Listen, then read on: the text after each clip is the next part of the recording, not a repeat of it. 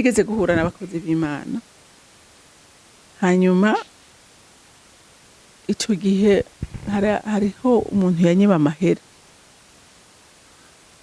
imisi yose ngasanga amahera yagiye, ngasanga amahera kandi nayaharuye nkabona ko amahera akwiye, ariko bwaca nkaraba ngasanga amahera yagiye.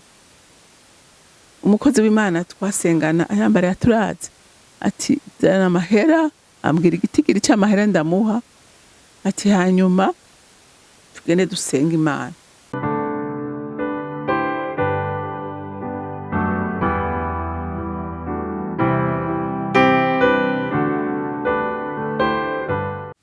Bakunzi bahori CANAAN TV, ndanezerewe kandi gusubira guhura namwe ngo tuganire ijambo ry'Imana. Ariko imbere yuko dutangura kuganira, reka tubanze dusenge. Mwami Imana, nje imbere yawe ngushima kandi ngukengurukira imbabazi zawe n'urukundo rwawe. Uri Imana itwitaho muri gato na kanini, uri Imana iturinde katurindana n'abacu n'ivyacu kubw'ubuntu bwinshi ugira. Rero Mwami Imana, ndagushimira ko wadukunze kandi n'ubu udahengeshanya kurutwereka uko bukeye n'uko bwije. Niwe uturinda, ukaturinda ibidusubiza inyuma n'ibidukura mu gakiza kawe, kuko iyo ataba wewe Mwami Imana ibyo dukuramwo ni byinshi, ariko niwe uduha imbaraga zo kunesha ibitugwanya n'ibitugerageza. Rero niki gitondo ndasenga nisengera na bene data, Mwami Imana, ngo duhabwe inkomezi zo kunesha ibihe bikomeye isi irimwo, kugira ngo duhore turi maso, duhanga amaso ijuru, kuko ariho tuziga ubutabazi. Mwami wanje, Mana yanje, ndagushimiye kuvyumvise kandi ko wemeye kubidukorera. Icubahiro, ishimwe bibi vyawe, nkaba ndabisenze ndavyizeye kuvyumvise mu izina rya Kristo Yesu, amen, amen. Rero ijambo Imana yampaye kuganira namwe riravuga ngo twirinde kuba ibitsitaza vy'abandi. Twirinde n'ukuri. Aho warizeye Imana, usenga Imana ugerageze, aho kuba igitsitaza ubera umugisha abandi. Haleluya, haleluya. Ariko ntubigitsitaza, kuko umuntu abera igitsitaza abandi n'ukuri afise urubanza imbere y'Imana. Afise urubanza imbere y'Imana. Kandi uyu munsi n'ukuri hari ibitsitaza mu nzu y'Imana, ugasanga hari abantu bakomeretsa imitima y'abana b'Imana. N'ukuri ivyo uzobibazwa imbere y'Uhoraho. Ariko wirinde, nanje nirinde, kuko urabona Imana yakuziga ko ushobora kuba umurezi cyangwa umuvyeyi, ariko akaba ari wewe uvunagura intama, birateye ubwoba. Reka dusome ijambo ry'Imana muri Luka igice c'17, turasoma kuva ku murongo wa mbere dushikane ku murongo wa 4. Ibitsitaza abantu. Kandi abwira abigishwa biwe ati, ibitsitaza abantu ntibizobura kuza, ariko ubizana azobona ibara. Ibyo bavyiza nuko yohambirirwa urusyo ruremereye kw'izosi, agatererwa mu kiyaga, hakatsitaza n'umwe muri abo bato. Mwirinde mugenzi wawe niyakora icyaha umuhanure, niyihana umuharire, kandi niyakugirira nabi indwi ku munsi umwe, agahindukira incuro indwi, akubwira ati ndihanye, uzobimuharire. Amen. Urumva Yesu ubwiwe arivugira ati, iyi si tubamwo murimwo, iyi si turimwo irimwo ibitsitaza byinshi, irimwo ibitsitaza byinshi. Atariko ikigoye kandi kibabaje kandi giteye ubwoba, ati birababaje kubona igitsitaza gishobora kuzanwa n'umuntu yamenye Imana, ngo uyo muntu ngo azobona ibara. Urana iri kuratsitazwa n'ibihe, ugatsitazwa n'ibintu bigukikuje, ariko ntutsitazwe n'umuntu atarakwiye kugutsitaza. Iyo utsitazwa n'umuntu atarakwiye kugutsitazwa, urumva biteye ubwoba mu maso y'Imana. Urumva, ukandi abwira abigishwa be ati, ibitsitaza abantu ntibizobura kuza. Urumva, ikizo gutsitaza ntikizobura kuza. Siho, niyi si iradutsitaza. N'uyu mubiri twambaye uradutsitaza, reka agutsitaza. Kuko haje umuntu, kintu nabonye kigoye abantu b'Imana, urugamba ruturi izindi ngamba zose nukwinesha wewe. Iyo wewe winesheje ukinesha, ukanesha ururimi rwawe, ukanesha amaso yawe, ukanesha urumva, ukanesha ivyiyumviro vyawe, uri umuntu akomeye rwose. Rero ibitsitaza bizohoraho, ngo ariko ngaharavuga ngo ariko ubizana azobona ibara. Mbega umuntu ashobora kuzana ibitsitaza gute?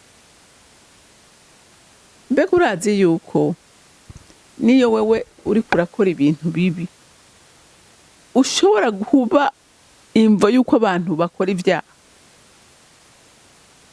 Ugasanga abantu bariko baravuga, niwe wazanye ibyo bintu, ugasanga abantu bariko baragucira urubanza, bariko baragukritika, bariko baravuga, kandi ari wewe wazanye ico kibazo.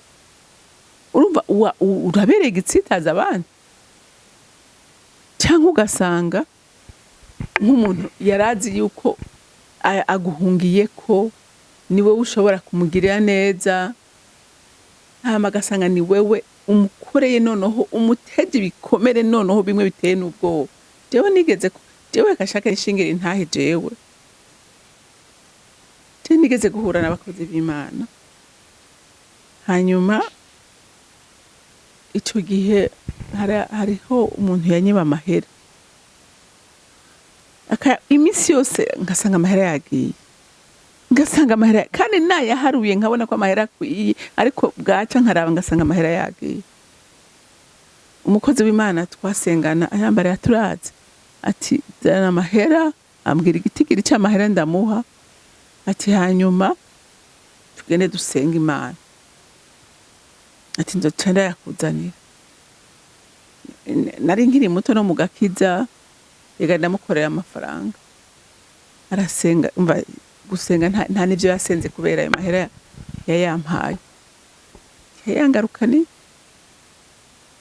Deja uyu mukozi w'Imana naramukunda, naramwideyariza, nabona ko n'ibyo ambwiye byose naravyemera. Urumva umwana agikizwa, uwundi munsi baca bambarira ko ari jewe nteza kurihira ruwaye uwundi mukozi w'Imana, ko ariko Imana ibabwiye ko ari jewe nama ndiko ndamurihira ruwaye. Muntu w'Imana, ivyo bintu byarakomerekeje umutima wanje, numva n'Imana ndayanse, numva ko ivyo batubwira atari vyo, numva ko none nk'ibi bintu bibaho. Urumva amahera ntiyayanshubije, hariho n'utuntu dukosa yankoreye tunyereka ko ari kunyiba gusa, ndakomereka, n'ivy'Imana numva ndabivuyemo. Ariko kuko Imana ari umutunzi w'imbabazi, Imana kuko ari umutunzi w'imbabazi kandi yigufise ku mugambi ntishobora kukurekura, Imana iranyisangira, irambwira ati mbega burya ukorera abantu, burya waje kabisa, waje kurondera abantu canke waje kurondera jewe. Numva ndahakuye ishure rikomeye, ndavuga ngo jewe ico nkora cose ndagikorera Imana, ndagikora ku bw'icubahiro c'Imana, sindagikora ngo ndiko ndagikorera umuntu, kuko mu muntu biragoye kunezereza umuntu, kuko hari aho ushobora gukorera umuntu neza, ejo akakwitura ikintu gishobora kukuvuna umutima, ukumva nta muntu wopfa usubiye kugirira neza. Ivyo vyambaye ko kenshi, ariko umunsi navuga ngo Mana ngira nkorere neza uyu muntu kubw'icubahiro cawe. Jewe hariho n'umuntu yize kumbwira ndamugiriye neza, arambwira ngo yongo urumva se bada kwibagenza, reka pardon, nta wewe niyo nejo wonyibagira, nejo twohura ukamvuma, nejo twohura umva kandi niko vyabaye. Mugabo nta nico vyambwiye, ko ndavuga ngo Mana ndabikora kubw'icubahiro cawe, sindabikora ngo nezereze umuntu, sindabikora, ariko ndavuga ngo Mana, ijambo ry'Imana riravuga ngo tubabarane n'abababaye. Urumva dufasha abamerewe nabi, kuko Yesu ngo azotubaza ngo nagenda gusa, ntiwigeze unyambika. Amakubari ati je twahuriye ngo ndakwambika, ati zijya wambitse ujye, wambitse jewe nari nshonje urangaburira. Akubaza ati twahuriye ngo ndakugaburira, ati bijya wakoreye umwe muri bene so wabikoreye jewe. Rero iyo principe ni ukuri ndabibabwiye n'imbere y'Imana, ndabikora kubw'icubahiro c'Imana pa kubw'umuntu, kuko mu muntu urabye mu muntu habamwe bitsitaza. Rero ijambo ry'Imana riravuga ngo azobona ibara umuntu azana ivyo bitsitaza. Urumva ni umwana mu gakiza, ni umwana afise inyota yo kurondera Imana, akaca ahura n'amabingira.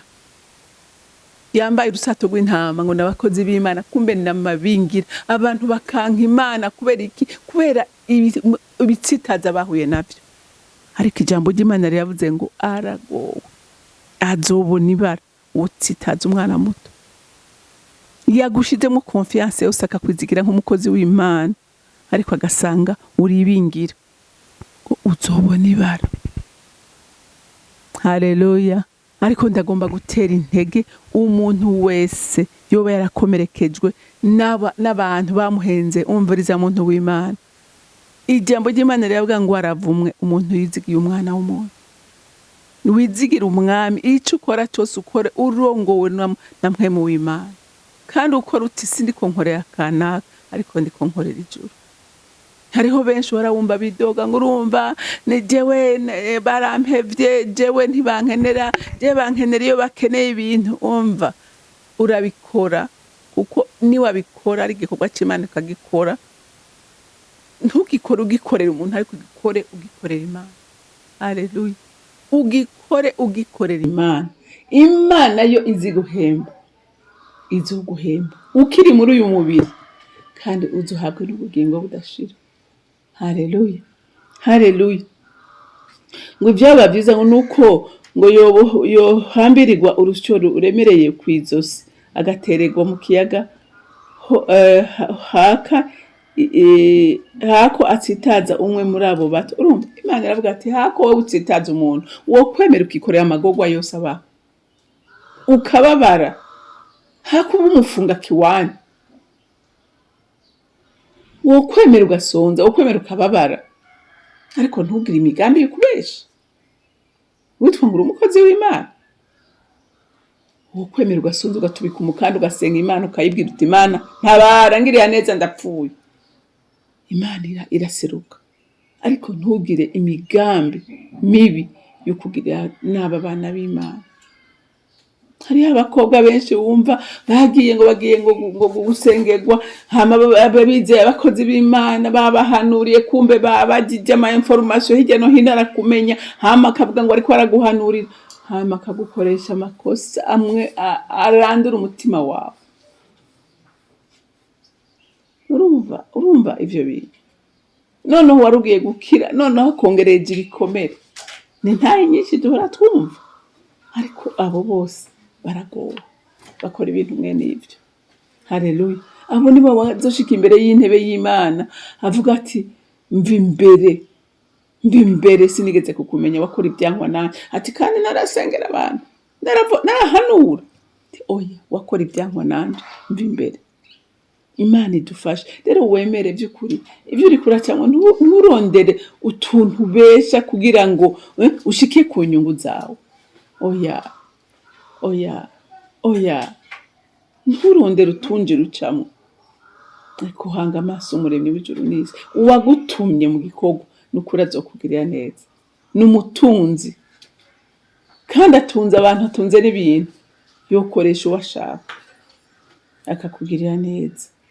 Ngo mwirinde, ngo mugenzi wawe niyakora icyaha umuhanure, niyihana umuharire. Mugenzi wawe akoze icyaha, niwihutire kuvunagura, niwihutire gutandukana nawe, ariko wihutire kurondera inzira yo gusubirana nawe. Urondera inzira yo kunywana nawe, kuko ni kwijambo ry'Imana rikorera kubwira. Haleluya.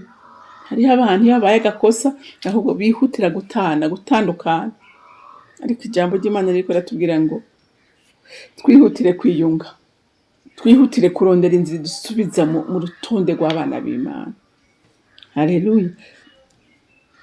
Ngo kandi niyakugirira nabi ku munsi umwe, agahindukira incuro 7 akubwira ati ndihanye, uzomuharira. Ijambo ry'Imana rero ko yatubwira incuro zose zishoboka umuntu yo gukorera nabi, ahagarutse akikubita imbere yawe agasaba imbabazi ati muharire. Haleluya. Ijambo ry'Imana riravuga ngo nutaharira ibyaha mwene so yagukoreye ngo menye ko na so wo mw'ijuru atashaka kuguharira ibyaha wakoze. Rero hari aho ijambo ry'Imana turifata ibisanzwe, umuntu akumva umenga ntaco jewe nakayanshabuze, ariko menya ko ikintu gikomeye Imana idushakako nuko dushira mu ngiro ijambo ryayo. Haleluya. Nuko dushira mu ngiro ijambo ryayo. Rero umenye ngo ico biba ico ukora menya ko kitijana, ntawe ukija. Imana yo mw'ijuru ibampera umugisha. Mana y'amahoro, ndagushima kandi ndagukunda. Uri umwizigirwa kandi uri umutabazi mwiza, wuzuye imbabazi n'urukundo kandi uhora uduhanura uko bukeye n'uko bwije.